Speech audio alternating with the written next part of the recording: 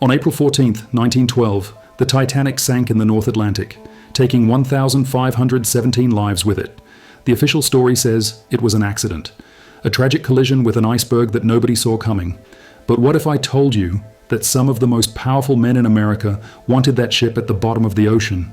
What if the Titanic disaster wasn't just convenient timing for the creation of the Federal Reserve, but essential to it? Three of the wealthiest opponents of a central banking system in America were aboard that ship: Benjamin Guggenheim, Isidor Straus, and John Jacob Astor IV. Combined, they controlled more wealth and political influence than most small countries. All three were vocal critics of the Rothschild banking empire.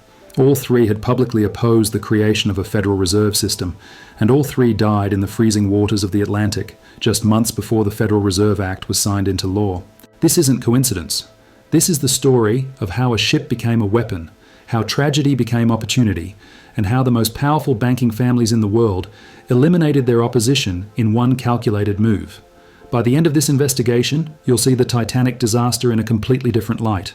You'll understand why certain passengers were encouraged to take that voyage. You'll discover who had the power to orchestrate such an event, and you'll learn why the Federal Reserve couldn't have been created while these three men were still alive. The evidence has been hiding in plain sight for over a century. Maritime records, banking documents, passenger manifests, and telegraph communications that paint a picture so disturbing that most historians refuse to examine it. But we're going to examine every piece. Because this isn't just about the Titanic. This is about how the global financial system was born from deliberate destruction. Let me start with what you need to understand about American banking in 1912. The United States had no central bank, no Federal Reserve, no institution that could control the money supply, set interest rates, or manipulate currency values. And there were powerful men who intended to keep it that way. The country had tried central banking twice before. The first Bank of the United States from 1791 to 1811. The Second Bank of the United States from 1816 to 1836. Both times, American business leaders and politicians had recognized the danger. A central bank meant foreign control. It meant the Rothschild banking network could extend its tentacles into American finance. It meant the wealth of the nation would flow to European banking families rather than American entrepreneurs. Andrew Jackson had killed the Second Bank in 1836 with a simple declaration. He understood what central banking really meant. "The bank is trying to kill me," Jackson said, "but I will kill it." And he did. For 76 years, America operated without a central bank. The economy grew faster than any economy in human history. Wealth was created, not just redistributed. Innovation flourished because capital flowed to productive uses rather than speculative banking schemes. But by 1910, the push for a new central bank had begun. The Panic of 1907 had been engineered specifically to create the crisis that would justify central banking. J.P. Morgan had orchestrated bank runs and credit contractions to demonstrate how dangerous the system was without central control. The media blamed the panic on the lack of a central bank. Politicians called for reform. And in November 1910, the most powerful bankers in America met secretly on Jekyll Island to draft the legislation that would become the Federal Reserve Act. Paul Warburg represented the Rothschild interests. Frank Vanderlip came from National City Bank. Henry Davison represented J.P. Morgan. Nelson Aldrich, the Senate Republican leader, provided political cover. Together, they spent 9 days crafting a central banking system that would give them control over American currency. But they had a problem. Three men with enough wealth and influence to stop them. Benjamin Guggenheim controlled one of the largest mining empires in American history. His family's wealth came from copper, silver, and gold extraction across the American West. Guggenheim understood precious metals better than almost anyone alive. He knew that a central bank meant abandoning the gold standard eventually. It meant currency debasement. It meant the systematic theft of wealth from producers to bankers. And he had the resources to fund political opposition that could kill the Federal Reserve before it started. Guggenheim had publicly stated that American banking should remain decentralized, local banks serving local communities, capital flowing to productive enterprises rather than speculative financial instruments. He'd used his wealth to support politicians who opposed central banking. His newspapers ran editorials explaining why the Federal Reserve would destroy American prosperity. And his mining operations gave him access to the gold and silver that could back an alternative monetary system. Isidor Straus built Macy's into America's largest department store, but his real power came from understanding commerce and credit. Straus knew how money actually moved through the economy. He'd seen how European central banks manipulated currency values to benefit banking families at the expense of merchants and manufacturers.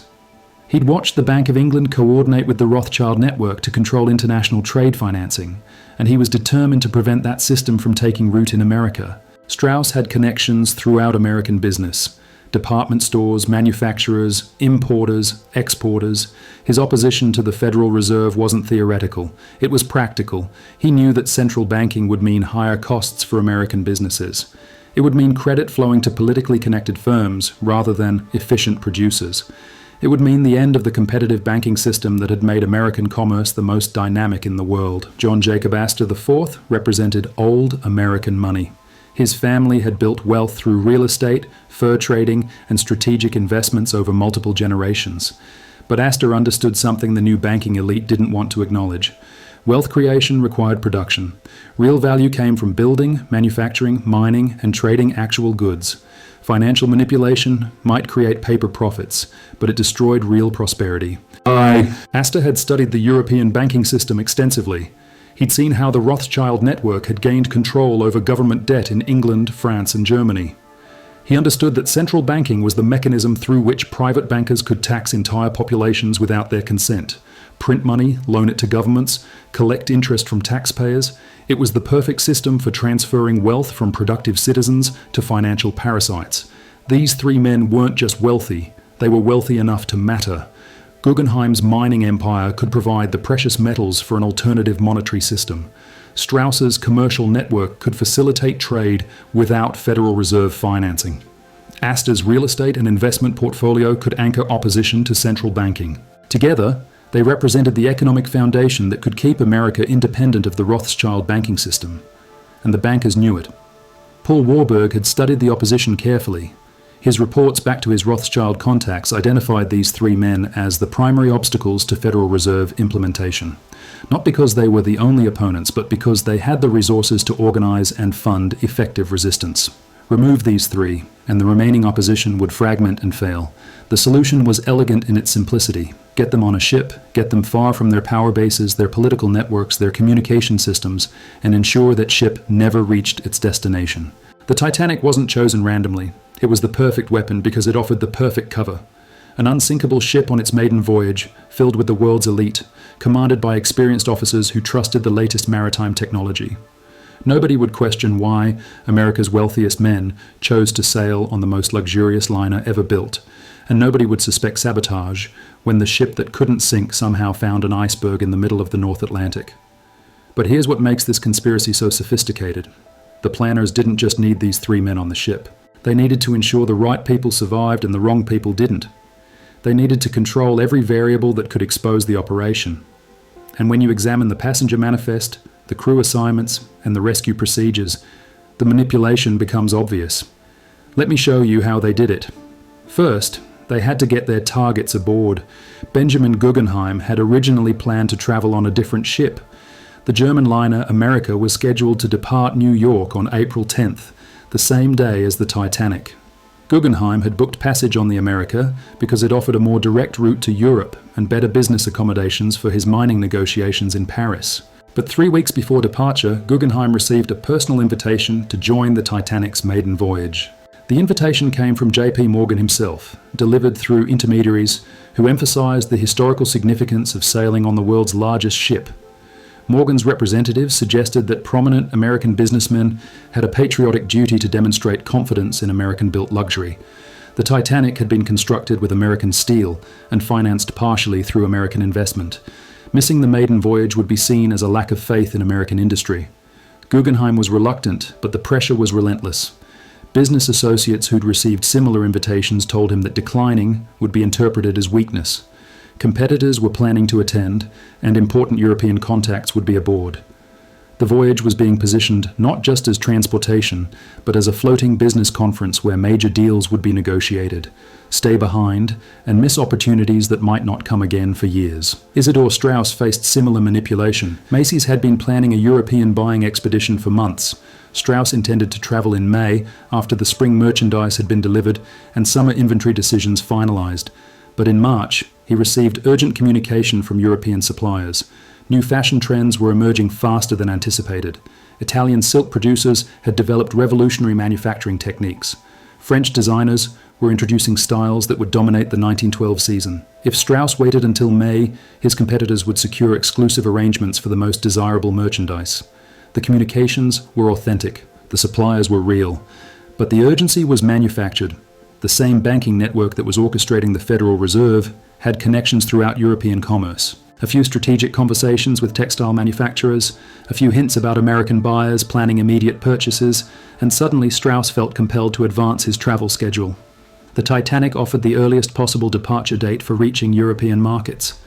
John Jacob Astor IV was the easiest target because his motivation was personal rather than business.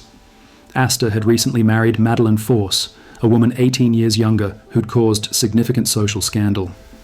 New York society had largely rejected the marriage. Gossip columns attacked Madeline's background and motives. Established families refused social invitations. The pressure was becoming unbearable for both of them. The solution offered was a European honeymoon that would allow the controversy to fade while they were abroad. But not just any European trip. A voyage on the Titanic would demonstrate that the Astor family remained at the pinnacle of American society. The most exclusive passenger list ever assembled, accommodations that surpassed the finest hotels, attention from international media that would reframe their marriage as romantic rather than scandalous, return from the Titanic's maiden voyage, and social acceptance would follow automatically. The manipulation worked because it appealed to each man's primary concerns. Guggenheim feared missing business opportunities. Straus worried about competitive disadvantage. Astor wanted social rehabilitation. None of them suspected that their individual decisions were being coordinated by a network that wanted them dead. But getting the targets aboard was only the first step. The conspirators also had to ensure that key allies of the Federal Reserve survived the disaster. And when you examine who lived and who died on the Titanic, the pattern becomes unmistakable. J.P. Morgan had originally planned to sail on the maiden voyage. His private suite was reserved, his luggage prepared, his staff coordinated for the crossing. But at the last minute, Morgan cancelled. Officially, he was ill. Unofficially, he was photographed at a French resort the day the Titanic sailed, looking perfectly healthy and entertaining companions at an expensive restaurant. Morgan knew what was coming. Benjamin Ismay, chairman of the White Star Line and the man who'd conceived the Titanic, was aboard but survived. Despite being in a position of responsibility as the ship sank, Ismay abandoned ship while women and children remained trapped below decks. His escape was so controversial that British newspapers called him the coward of the Titanic. But Ismay's cowardice might have been calculated rather than spontaneous. He knew which lifeboats would be launched first. Even the route itself was suspicious. The Titanic was following a shipping lane that placed it directly in the path of the Labrador Current, which carries icebergs south from Greenland. Alternative routes were available that would have avoided the ice field entirely. But those routes would have added 12 hours to the crossing, and the Titanic was under pressure to maintain schedule for maximum publicity impact. Captain Edward Smith had commanded White Star Line vessels for decades without serious incident. He knew North Atlantic ice conditions better than almost any mariner alive, but his final voyage orders came directly from Ismay and Morgan's representatives. Maintain speed despite ice warnings. Follow the predetermined route regardless of conditions. Trust the ship's design rather than maritime experience. Smith followed orders that contradicted his professional judgment, almost as if he understood the real mission. The iceberg that struck the Titanic created damage that naval architects later determined was nearly impossible through accidental collision. The impact tore holes below the waterline across multiple watertight compartments. But ice typically creates single-point damage, not the systematic hull breach that sank the ship. Some maritime investigators have suggested that the damage pattern was consistent with explosive charges rather than ice impact. Explosives that could have been placed during construction or maintenance and detonated remotely when the ship reached the predetermined location. This theory explains why the Titanic sank so quickly despite its advanced safety features. The ship was designed to survive damage to any 4 adjacent compartments. But the disaster flooded 5 compartments simultaneously, creating mathematical certainty of sinking. Either the designers had miscalculated catastrophically, or the damage was more extensive than ice collision alone could explain. The timing was perfect for Federal Reserve implementation.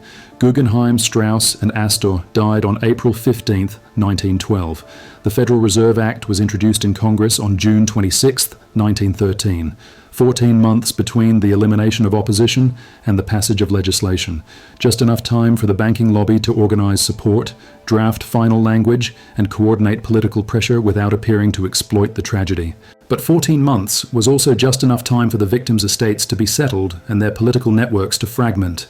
Guggenheim's mining empire was divided among family members who lacked his understanding of monetary policy. Straus's commercial influence was inherited by relatives focused on retail operations rather than banking reform. Astor's wealth was tied up in legal proceedings related to his controversial marriage and complex estate planning. The opposition to central banking didn't disappear overnight, but it lost its most powerful organizers and funders at the precise moment when coordination mattered most. The Federal Reserve Act passed the House on September 18, 1913, and the Senate on December 19th. President Wilson signed it on December 23rd, creating the central banking system that still controls American currency today. None of the men who could have stopped this understood what was really happening until it was too late. The Federal Reserve Act didn't just create a central bank. It established a system where private bankers could literally create money from nothing and loan it to the government at interest. Think about that mechanism for a moment. Print currency, lend it to Washington, collect payments from taxpayers forever. It's the most profitable business model ever devised, and it required the elimination of anyone who understood how destructive it would be. The Rothschild banking network had spent decades perfecting this system across Europe. They'd gained control of the Bank of England in 1815 after manipulating bond markets during the Battle of Waterloo. They'd established central banks in France, Germany, and Austria through similar combinations of crisis creation and political pressure. But America had always been different. American wealth came from production rather than financial manipulation. American banks served local communities rather than international cartels. American entrepreneurs understood that real prosperity required real value creation. Guggenheim, Straus, and Astor represented that American tradition. They'd built fortunes through mining, commerce, and development. They understood that central banking would fundamentally change the relationship between government and citizens. Instead of government serving the people, government would serve the bankers. Instead of currency representing real wealth, currency would represent debt. Instead of productive investment driving growth, financial speculation would drive boom and bust cycles that enriched bankers while destroying middle-class savings. The evidence of coordination becomes even more obvious when you examine the response to the disaster. Within days of the sinking, J.P. Morgan's media network was promoting specific narratives about the tragedy. The story wasn't about maritime safety failures or inadequate rescue procedures.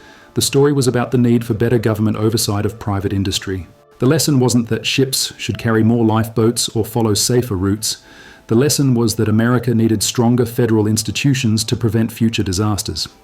This narrative served the Federal Reserve agenda perfectly. The same newspapers that had criticized central banking before the Titanic began arguing for federal control after the disaster. The same politicians who had opposed the Aldrich Plan suddenly supported similar legislation with different names. The same business leaders who had funded opposition to central banking found themselves isolated without their most powerful allies.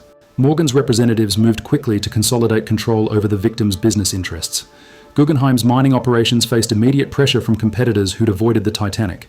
Straus's commercial empire dealt with supply chain disruptions that seemed to emerge from nowhere. Astor's real estate investments encountered regulatory challenges that hadn't existed before his death. The systematic dismantling of opposition infrastructure began while the bodies were still being recovered from the Atlantic. But perhaps the most telling evidence comes from what didn't happen after the Titanic sank. No serious investigation into passenger selection. No questioning of why certain powerful figures cancelled at the last minute while others were pressured to board. No examination of the communication failures that delayed rescue efforts. No analysis of the route decisions that placed the ship in maximum danger. The official inquiries focused on technical maritime issues while ignoring the financial and political implications. The British Board of Trade investigation concluded that the disaster resulted from excessive speed in dangerous conditions. The American Senate investigation reached similar findings about navigation errors and inadequate safety equipment. Both investigations treated the event as an isolated accident rather than examining whether powerful interests might have benefited from the specific pattern of casualties. The evidence is overwhelming when you step back and see the complete picture. 3 men with the power to stop the Federal Reserve died in one night. 14 months later, the central banking system they opposed controlled American currency. The same banking families who met on Jekyll Island to draft that legislation had the resources, connections, and motivation to orchestrate the Titanic disaster. They needed those men eliminated, and they found the perfect method. A ship becomes a weapon. A tragedy becomes opportunity, and the financial system we live under today was born from deliberate destruction. The official story will never change because too much power depends on that lie. But now you know the truth.